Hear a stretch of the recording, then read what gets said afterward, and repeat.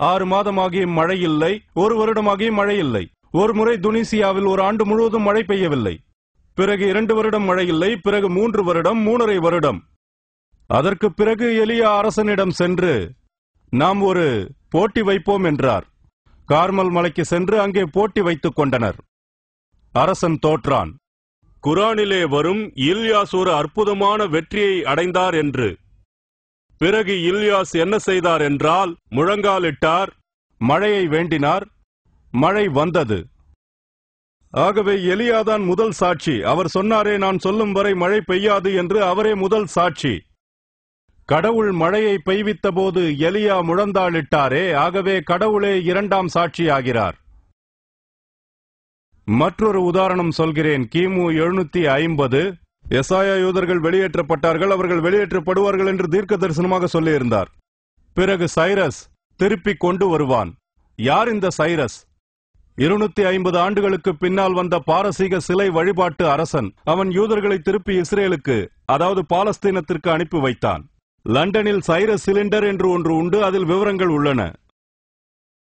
நீங்கள் கேட்கலாம், இயேசு தீர்க்க தரிசனங்கள் செய்தாரா? இயேசு அவற்றை நிறைவேற்றினாரா? இயேசு அற்புதங்கள் செய்தாரா?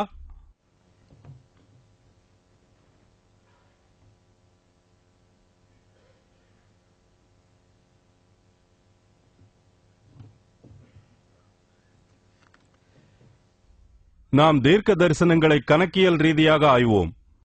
இதை நிகழ்வியல் கோட்பாடு என்பார்கள். நாம் இந்த தீர்க்க தரிசனம் நிறைவேறக்கூடிய சாத்தியக்கூறுகளை இப்போது கணக்கெடுப்போம். உதாரணமாக, டாக்டர் நாயக்கிடம் 10 சட்டைகள் இருக்கின்றன என்று வைத்துக் கொள்ளுங்கள். அவரிடம் சிகப்பு சட்டை இருப்பது எனக்கு தெரியும். நாளை அதை அவர் அணிவார் என்று நான் சொல்கிறேன். அடுத்த நாள் அணிகிறார். நான் ஒரு தீர்க்கதரிசி என்று சொல்லிக் கொள்ளலாமா? இல்லை இல்லை, இது ஒரு தற்செயல் நிகழ்ச்சிதானே என்று நண்பர்கள் சொல்வார்கள். சரி, டாக்டர் சாமுவேலிடம் 2 ஜோடி ஷூக்களும் 1 ஜோடி செருப்பும் இருக்கிறது என்று வைத்துக் கொள்ளுங்கள். அடுத்த நாள் டாக்டர் நாயக் அவர்கள் எந்த சட்டை அணிவார் என்றும், டாக்டர் சாமுவேல் அவர்கள் செருப்பு அணிந்து வருவார் என்றும் முன்னறிவிப்பு செய்கிறேன். அதோடு டாக்டர் ஷபீல் அகமதிடம் 5 தொப்பிகள் உள்ளன, ஆனால் அவர் தலைப்பாகை அணியப் போகிறார் என்கிறேன். நான் சொன்ன அனைத்தும் நடக்கும் என்பதற்கான சாத்தியக்கூறுகள் என்ன? உறுதியாக சொல்ல முடியுமா? அது எப்படி வேண்டுமானாலும் இருக்கலாம். அதாவது 10ல் 1, 5ல் 1, 3ல் 1, 150ல் 1 நடக்கலாம். என்னை பொறுத்தவரையில் இப்படித்தான் நடக்கும். கண்ணாடி ஒளிவில்லையை தயவு செய்து பொருத்தி காட்டுவீர்களா? அதாவது திரையை கீழே இறக்குங்கள்.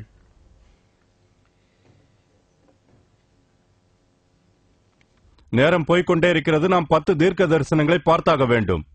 முதலில் 10 தீர்க்க தரிசனங்களையும் வரிசையாக பார்ப்போம்.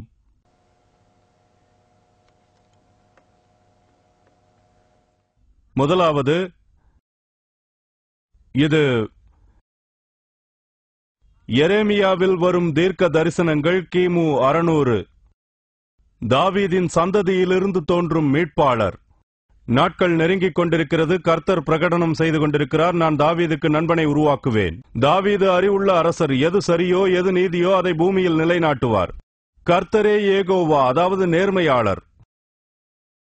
6வது மாதம் நிறைவேறியது. கடவுள் கேப்ரியேலை மரியாளிடத்தில் அனுப்பினார். அந்த வானவர் அவளுக்கு சொன்னார், மரியாளே, பயப்படாதே, பாராய், நீ கருத்தரிப்பாய், ஒரு மகனை பெறுவாய். அவர் இயேசு என்று அழைக்கப்படுவார். அவர் மகத்தானவராகவும் மிக்க மேலோனின் குமாரன் என்றும், தேவனான கர்த்தர் தாவீதின் சிம்மாசனத்தை அவருக்கு அளிப்பார். அவருடைய ராஜ்யத்தில் முடிவே இராது. மேலும் அவளிடம் சொன்னார், பரிசுத்த ஆவி உன்மீது இறங்கும், மிக்க மேலோனின் சக்தி உன்மீது இறங்கும். ஆகவே பிறக்கின்ற குழந்தை பரிசுத்தவான் என்று அழைக்கப்படும். சரி, தாவீது முதலாவதாக இருந்தான். அவன் சாதாரண ஒரு சிறிய குடும்பத்தைச் சார்ந்தவன்.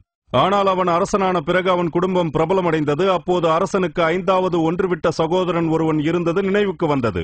ஆகவே 200 யூதர்களில் ஒருவன் தாவீதின் குடும்பத்தைச் சார்ந்தவன் என்று நான் யூகிக்கிறேன்.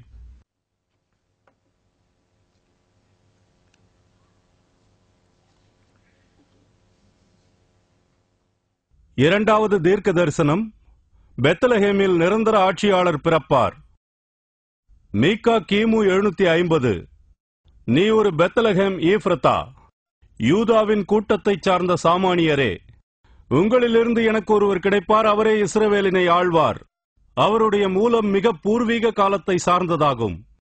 நிறைவேற்றம். யோசேப்பும் மரியாளும் நாசரேத்தில் வசித்திருந்த போதிலும் சீசர் அகாஸ்தீஸின் உத்தரவின் பேரில் மரியாளை யோசேப்பு தனது சொந்த ஊராகிய நாசரேத்திற்கு அழைத்துச் சென்று விட்டார். அந்த நிறைவேற்றத்தில் இப்படி வருகிறது: யோசேப்பு கலிலியிலிருந்து நாசரேத் நகரத்திலிருந்து தாவீதின் பட்டணமாகிய யூதேயாவுக்கு சென்றார். அதையே பெத்லகேம் என்பர். ஏனெனில் அவர் தாவீதின் வம்சாவழியைச் சேர்ந்தவர். அங்கிருக்கும் போதுதான் அவர் தனது முதற் குழந்தையான மகனை பெற்றார். பெத்லகேமில் பிறப்பதில் உள்ள வாய்ப்பு என்ன? 200 கோடி மக்கள் உலகத்தில் பிறக்கிறார்கள். அதாவது மீகாவிலிருந்து இன்று வரை பெத்லகேமில் 7000 பேர் வசிக்கிறார்கள். ஆகவே 2,80,000 பேரில் ஒருவன் பெத்லகேமில் பிறந்தான். மூன்றாவது தீர்க்க தரிசனம். ஒரு தூதர் மீட்பாளர் வருகைக்கான பாதையை ஆயத்தப்படுத்துவார். இது மல்கியா 3ஆம் அதிகாரம் 1வது வசனம். கிமு 400. இதோ நான் என் தூதனை அனுப்புகிறேன், அவன் எனக்கு முன்பாக போய் வழியை ஆயத்தம் பண்ணுவான். அப்போது நீங்கள் தேடுகின்ற ஆண்டவரும் நீங்கள் விரும்புகின்ற உடன்படிக்கையின் தூதனுமானவர் தம்முடைய ஆலயத்துக்கு தீவிரமாய் வருவார். இதோ வருகிறார் என்று சேனைகளின் கர்த்தர் சொல்கிறார். இது நிறைவேற்றம். மறுநாள் யோவான் ஞானஸ்நானகன் யஹ்யா இப்னு ஜக்கரியா இயேசு தன்னை நோக்கி வருவதை பார்த்து சொன்னார், தேவனின் ஆட்டுக்குட்டியே, உலகத்தின் பாவத்தை அகற்றுபவரே என்றார். இவரை பற்றித்தான் நான் சொன்னேன், எனக்கு பிறகு எனக்கு முன்னைய படித்தரத்தில் உள்ள ஒரு மனிதர் வருவார், அவர் எனக்கு முன்னரே இருந்தவர். குர்ஆனும் இந்த வரலாறை ஒத்துக்கொள்கிறது. அல் இம்ரான் அத்தியாயம் 3வது 39வது 45வது வசனம் அதில் வருகிறது: இறைவனின் வார்த்தையின் உண்மைக்கு சாட்சியாக இருந்த யஹ்யா வருகிறார்.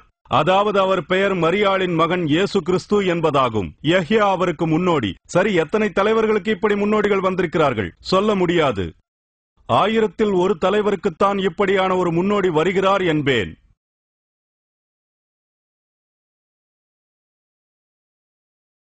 நான்காவது தீர்க்க தரிசனம். மீட்பாளர் ஏராளமான அடையாளங்களையும் அற்புதங்களையும் காட்டுவார். ஏசாயா 750 நாம் பார்க்கிறோம். பயந்த நெஞ்சமுடையவர்களை பார்த்து சொல், தைரியமாய் இரு, பயப்பட வேண்டாம், உம்முடைய தேவன் வந்து உம்மை காப்பாற்றுவார். அப்போது குருடர்களின் கண் திறக்கும், செவிடர்களுடைய காது செயல்படும், நொண்டி முடவர் மானைப் போல் துள்ளி ஓடுவர், ஊமையர் நாவு மகிழ்ச்சியில் எக்காளமிடும். இது நிறைவேற்றம். சுவிசேஷம் சொல்கிறது, குர்ஆனும் சொல்கிறது இயேசு அற்புதங்களை ஆற்றினார் என்று. பைபிள் அற்புதங்களை செய்த 4 தீர்க்கதரிசிகளை மட்டுமே சொல்கிறது: மோசே, எலையா, எலைசா மற்றும் இயேசு.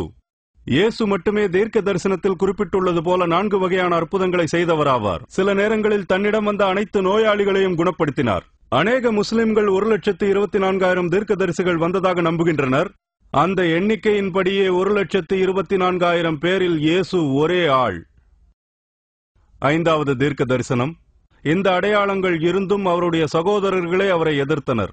கிமு 1000 தாவீதின் பாடல்களில் அவர் சொல்கிறார், என்னுடைய சகோதரனுக்கே நான் புற ஆளாகிவிட்டேன், என் தாயினுடைய மகன்களுக்கு நான் அந்நியனாகிவிட்டேன். யோவானில் அவர் நிறைவேற்றத்தை தருகிறார். அவருடைய சகோதரர்களே அங்கிருந்து கிளம்பி யூதேயாவிற்கு செல்லுமாறு சொன்னார்கள். அவருடைய சகோதரர்களே அவரை நம்பவில்லை. ஒரு கேள்வி வரலாம், எத்தனை ஆட்சியாளர்கள் தன்னுடைய குடும்பமே தன்னை எதிர்ப்பதை கண்டிருப்பர்? எத்தனையோ அரசர்கள் சொந்த உறவினர்களாலேயே தூக்கி எறியப்பட்டிருப்பார்கள். ஆகவேதான் நாம் சொல்கிறோம், இதையெல்லாம் சிந்தித்து பார்க்க வேண்டும். ஆறாவது தீர்க்க தரிசனம். கிமு 520 ஜக்கரியா சொல்லியிருப்பதாவது: நேராக கொண்டாடுங்கள், ஏ ஜியோனின் குமாரத்தியே, எருசலேமின் குமாரத்தியே, கூக்குரலிடு, பாராய், உன்னுடைய ராஜா உன்னளவில் வருகிறார். அவர் நீதியானவர், இரட்சண்யம் தருபவர், எளிமையானவர், கழுதையின் மீது சவாரி செய்பவர். நிறைவேற்றம். அடுத்த நாள் பெரிய ஜனத்திரள் சில ஈச்ச ஓலைகளை கையில் எடுத்துக்கொண்டு ஹோசன்னா என்று கத்தியவாறே அவரை தரிசிக்கச் சென்றனர். தேவனின் நாமத்தால் வருபவர் ஆசீர்வதிக்கப்பட்டவரே, இஸ்ரவேலின் ராஜா ஆசீர்வதிக்கப்பட்டவரே. அங்கு இயேசு ஒரு இளம் கழுதையை பிடித்து அதன் மீது அமர்ந்து கொண்டார். இது அற்புதம் அல்ல, இது வழக்கத்துக்கு மாறானதும் அல்ல. ஆனால் அங்கு அந்த பெரிய ஜனத்திரளிலிருந்து தேவனின் பெயரால் வருபவர் ஆசீர்வதிக்கப்பட்டவரே என்று அந்த கூட்டம் அவரை புகழ்ந்தது. எத்தனை ஆட்சியாளர்கள் எருசலேத்திற்குள் நுழைந்தார்கள்! எத்தனை ஆட்சியாளர்கள் கழுதையின் மேல் அமர்ந்து நுழைந்தார்கள்! இந்த காலத்தில் அவன் மெர்சிடிஸில் தான் வருவான்.